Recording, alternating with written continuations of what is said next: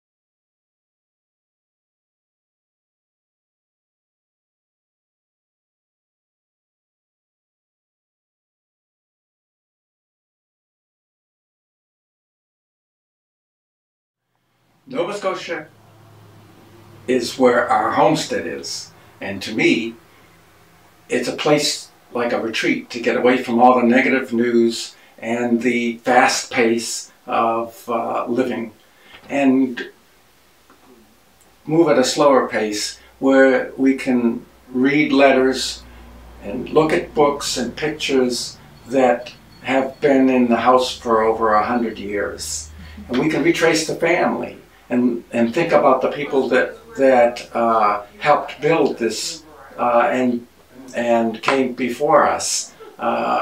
We can sit in the chairs that Grammy and Papa George did. We can use Papa George's tools to make things. We can use Grammy's tools to cook with. We can actually follow Grammy's recipes and make some of the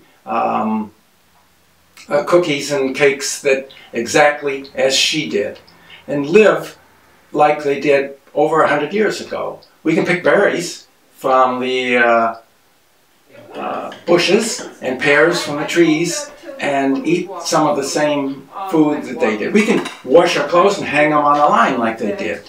And just live a simple, slow life.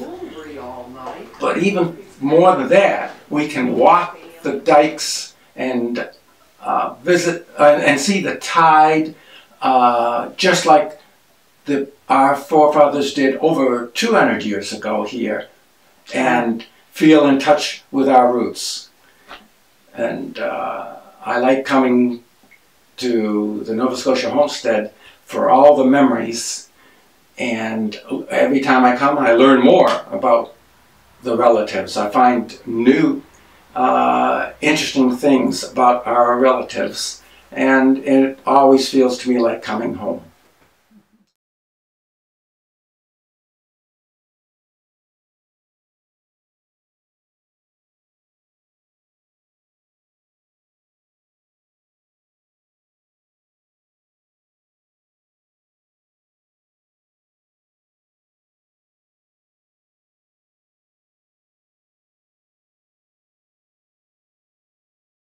We found it.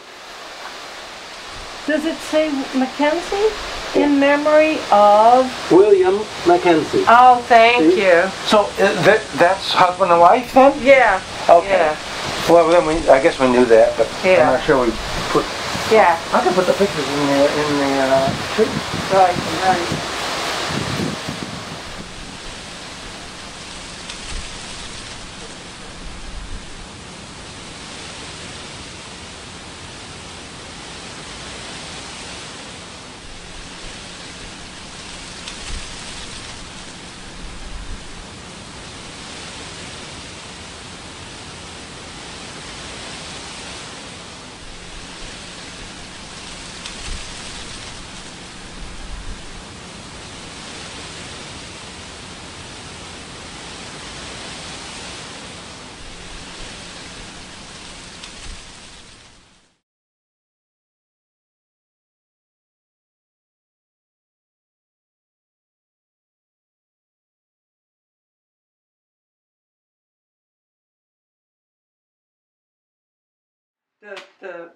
That painting there. That was Papa George's mother, and Papa George's mother.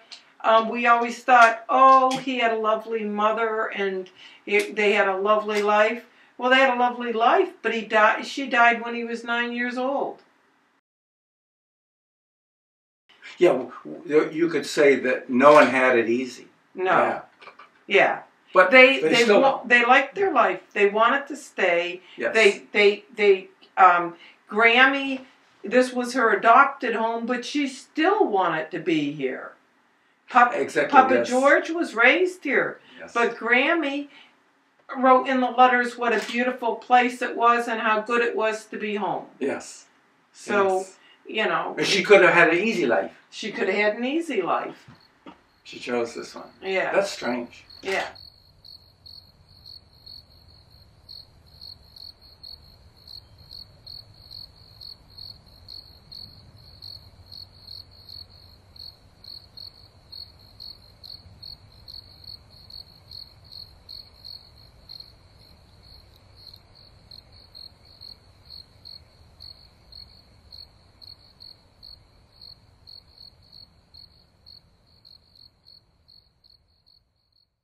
Okay, and I think that's kind of what I had in mind.